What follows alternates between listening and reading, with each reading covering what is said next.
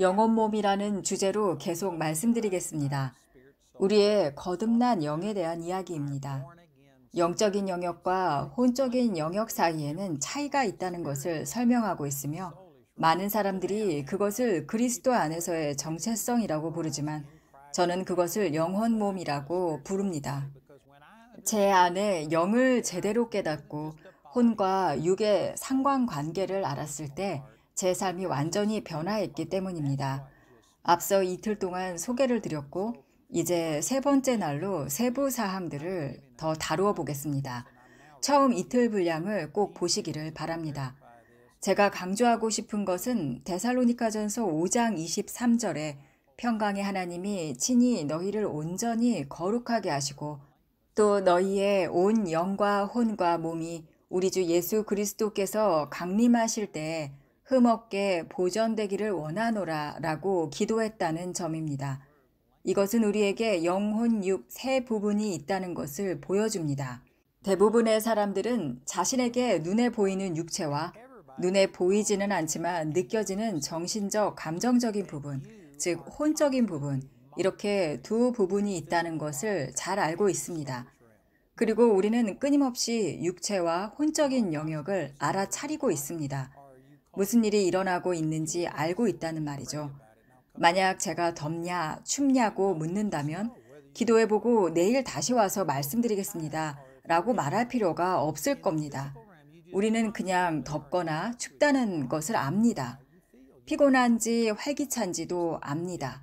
즉, 육체의 상태를 정신과 감정은 바로 알아차립니다.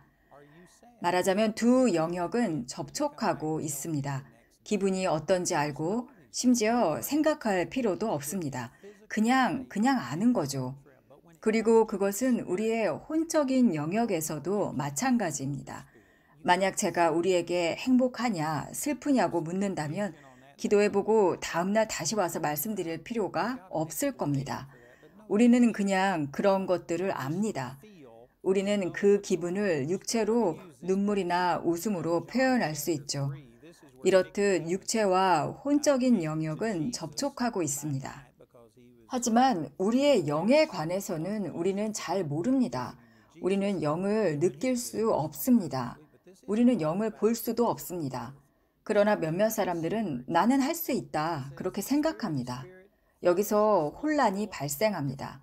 그러나 우리는 영 안에서 무슨 일이 일어나고 있는지 느끼고 알 수 없습니다. 요한복음 3장에서 바리새인인 니고데모가 사람들의 눈을 피해 밤에 예수님을 찾아왔습니다. 예수께서 니고데모에게 사람이 거듭나지 아니하면 하나님의 나라를 볼 수 없느니라 라고 말씀하시죠. 엊그제 말씀드렸듯이 원어에서 거듭난다는 단어의 의미는 위로부터 태어난다라는 뜻을 가지고 있습니다. 예수님의 이 말씀에 니고데모는 사람이 늙었는데 어떻게 날 수 있나이까? 그는 두 번째로 어머니의 태에 들어갔다가 날 수 있나이까? 라고 말하죠. 시대의 석학인 니고데모는 예수님의 말을 전혀 이해하지 못하고 있었습니다. 왜냐하면 예수님의 거듭남은 육체적인 탄생에 대해 말하는 것이 아니기 때문입니다. 그것은 영적인 탄생에 대해 말하는 것입니다. 예수님께서 5절에 대답하시되 진실로 진실로 내게 이르노니 사람이 물과 성령으로 나지 아니하면 하나님의 나라에 들어갈 수 없느니라. 그리고 그분께서 말씀하시기를 육으로 난 것은 육이요 영으로 난 것은 영이니라. 그것은 영은 영이고 육은 육이라는 것입니다. 마치 두 개의 다른 영역과 같습니다. 양자물리학과 같은 과학에서 동시에 존재한다고 여겨지는 대체 현실들을 가지고 있는데, 마찬가지로 영적인 세계와 물리적인 세계가 따로 존재하며 또한 동시에 존재한다는 의미와 비슷합니다. 그것들은 나란히 있고 서로 다른 존재인 거죠. 우리도 아시다시피 성경은 우리 주변에 천사들이 있고 악마들이 있다고 말해줍니다. 우리가 보고 맛보고 듣고 냄새 맡고 느낄 수 없는 영적인 현실에서 온갖 종류의 일들이 일어나고 지금도 존재함을 성경은 분명히 말하고 있습니다. 마찬가지로 우리 안에는 영적인 존재가 있고 우리는 그 영을 느낄 수 없습니다. 우리는 그 영을 볼 수도 없습니다. 어제 언급했듯이 요한일서 4장 17절에서 그것이 예수께서 그러하신 것처럼 우리도 이 세상에서 그러하다고 말합니다. 여기서 말하는 그것은 우리의 육체에 대해 말하는 것이 아닙니다. 우리의 육체는 아직 예수님과 같지 않기 때문입니다. 우리는 예수님과 같은 영화로운 몸을 얻을 것이지만 지금 우리는 썩을 몸을 가지고 있고 그것은 썩지 아니함을 입어야 한다고 고린도전서 15장에서 말합니다. 그리고 그것은 또한 우리의 혼에 대해 말하는 것도 아닙니다. 고린도전서 13장은 이제 우리는 부분적으로 알고 부분적으로 예언하지만 온전한 것이 올 때 우리의 영화로운 몸에 대해 말하면서 우리는 우리가 알려진 것과 같이 모든 것을 알게 될 것이라고 말합니다.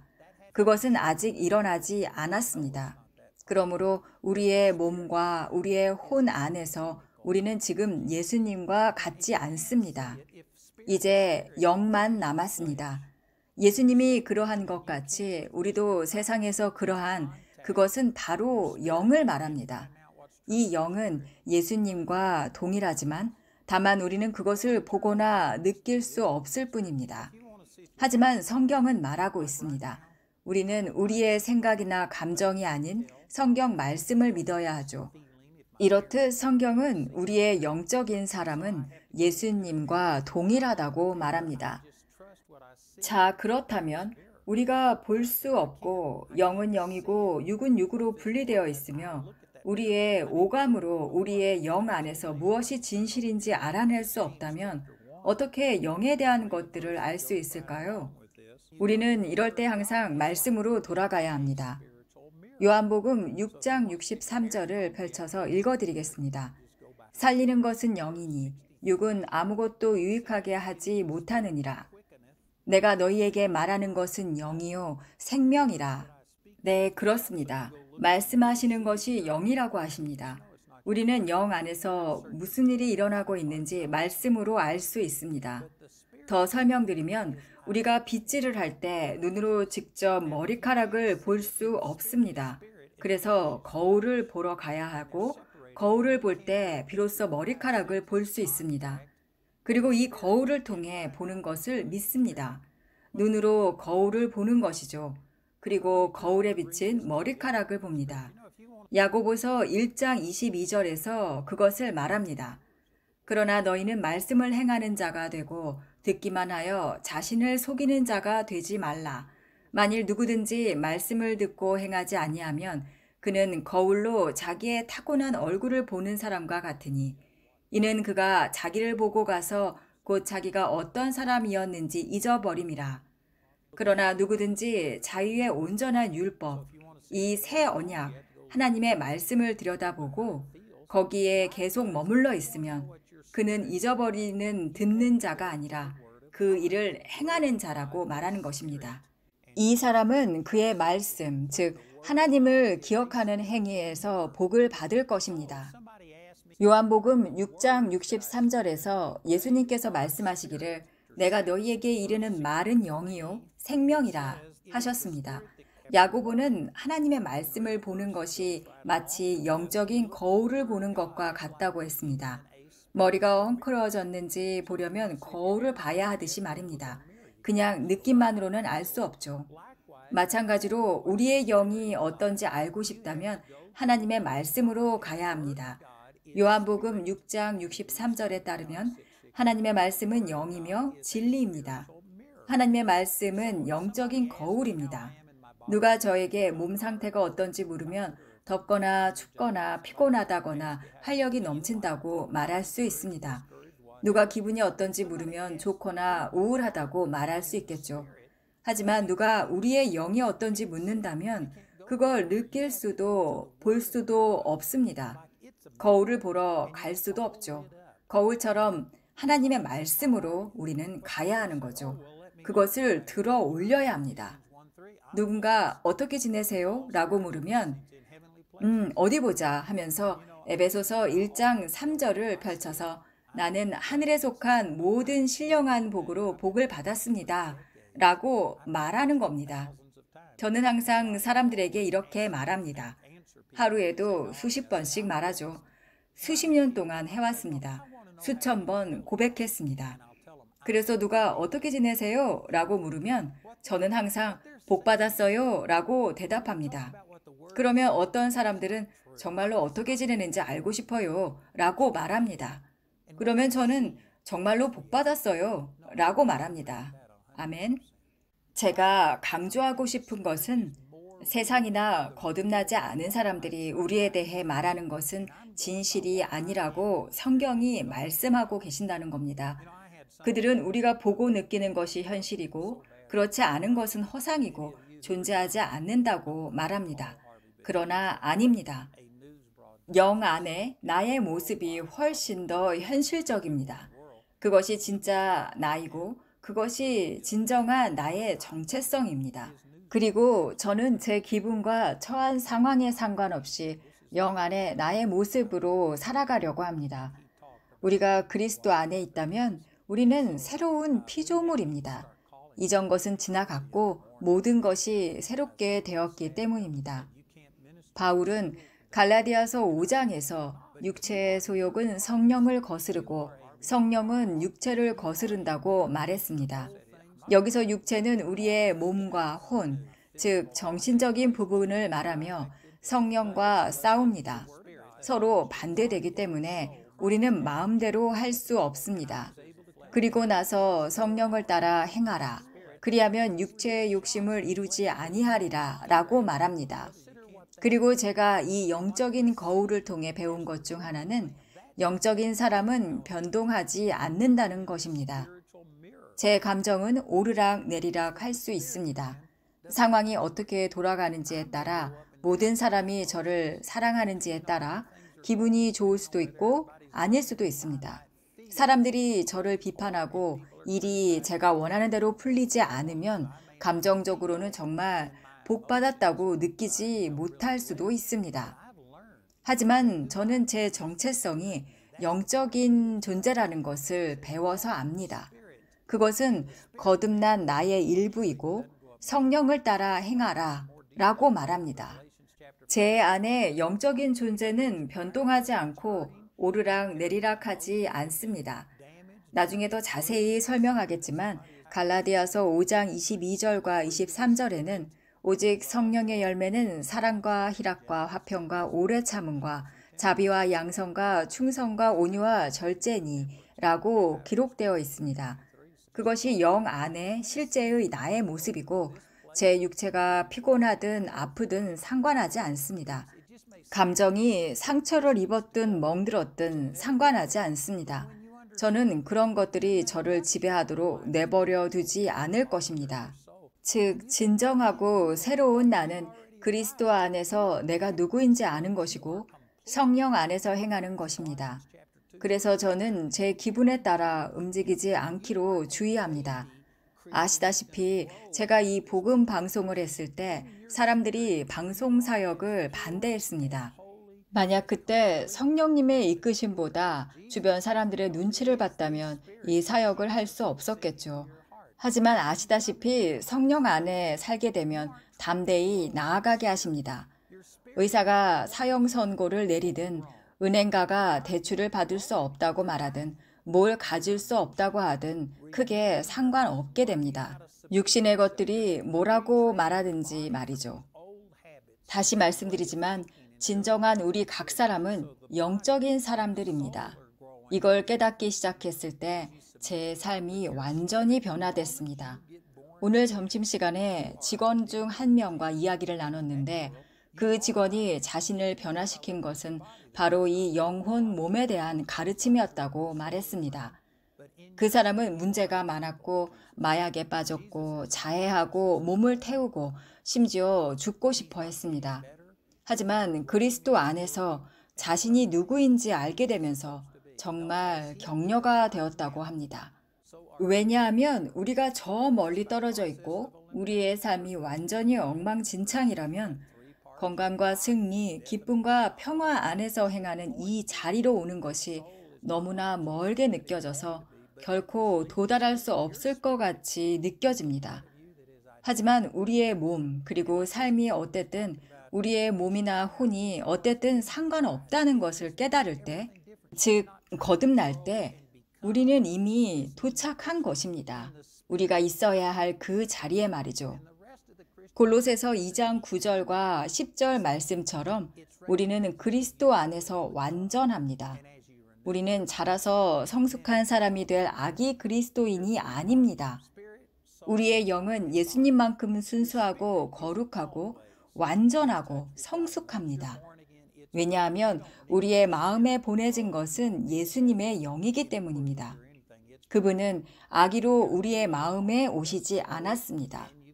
우리는 우리의 영을 키우려고 노력하는 것이 아닙니다. 우리의 영은 완전히 자란 채로 거듭나 있습니다.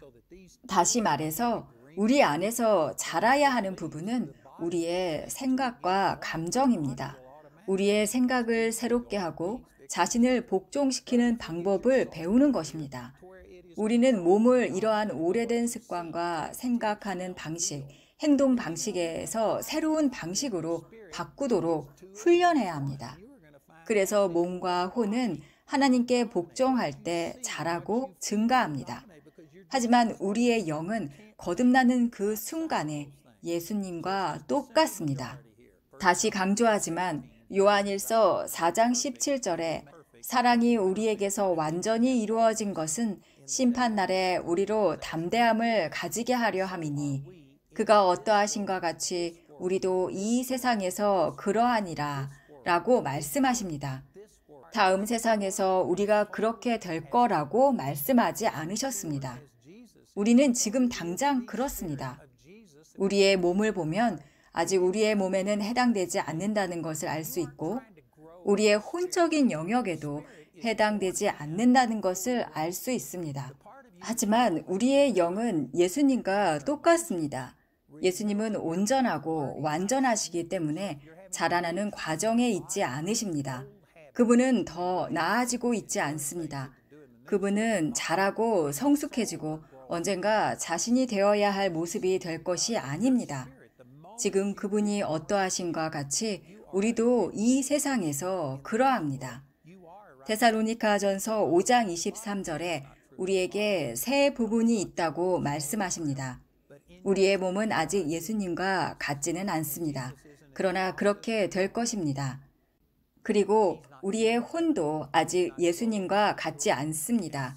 그러나 그렇게 될 것입니다. 하지만 우리의 영은 우리 안에서 예수님과 똑같습니다. 그리고 앞서 말한 직원이 그리스도 안에서 자신이 누구인지 알게 되었을 때 모든 것이 달라졌다고 말한 것처럼 그녀는 자라서 새로운 사람이 되려고 노력하는 것이 아닙니다. 영 안에서 그녀는 이미 새로운 사람입니다. 나머지 그리스도인의 삶은 무엇인가가 되는 것이 아닙니다. 그것은 우리가 이미 된 사람을 인식하는 것입니다. 우리의 생각을 새롭게 할 때 그것은 자동적으로 일어나게 됩니다. 다시 정리하면 우리의 영은 항상 하나님과 연결되어 있고 완전합니다. 그리고 우리의 영은 자랄 필요도 없습니다. 개선할 필요도 없는 완전한 것입니다. 하지만 우리에게는 두 개의 다른 부분이 있습니다. 우리에게는 혼이 있고 몸이 있습니다. 그리고 우리의 혼, 즉 우리의 정신적, 감정적인 부분이 여기에서 영과 일치하게 된다면 우리가 그것을 하나님의 영으로 새롭게 하여 이 둘이 일치하게 된다면 그것은 몸만 남겨두고 2대1이 됩니다. 이렇게 영에서 혼이 순종할 때 우리의 몸은 치유, 기쁨, 평화, 승리 등을 서서히 때로는 단번에 나타내게 됩니다. 하지만 우리의 혼이 우리가 보고, 맛보고, 듣고, 냄새 맡고, 느끼는 것에 의해 통제되고 지배되는 이쪽으로 가게 된다면 우리의 영 안에 하나님의 생명이 있다 하더라도 그것은 2대1이 되고 우리의 몸이 나머지를 지배하게 됩니다. 즉, 우리의 상황과 느낌이 우리를 지배하게 되는 원리죠. 여기에는 저는 이해를 돕기 위해서 간단하고 쉬운 다수결의 원리로 설명드렸습니다. 즉, 우리의 혼이 우리의 몸과 일치하게 되면 우리 안에 이 하나님의 생명이 있다 하더라도 그것은 결코 나타나지 않게 되는 원리입니다. 반대로 우리의 혼이 우리의 영과 일치하게 되면 우리의 몸은 자연스럽게 치유, 풍요, 기쁨, 평화, 승리 등을 나타내기 시작할 것입니다. 여러분, 우리의 영 안에서 우리는 이미 완전합니다. 우리의 구원의 3분의 1이 끝난 거예요. 하나님께서 다 이루신 것입니다. 그것은 완전합니다. 우리가 천국에 갈 때 우리의 영의 먼지를 털어내거나 더 많은 능력을 주입할 필요가 없는 겁니다.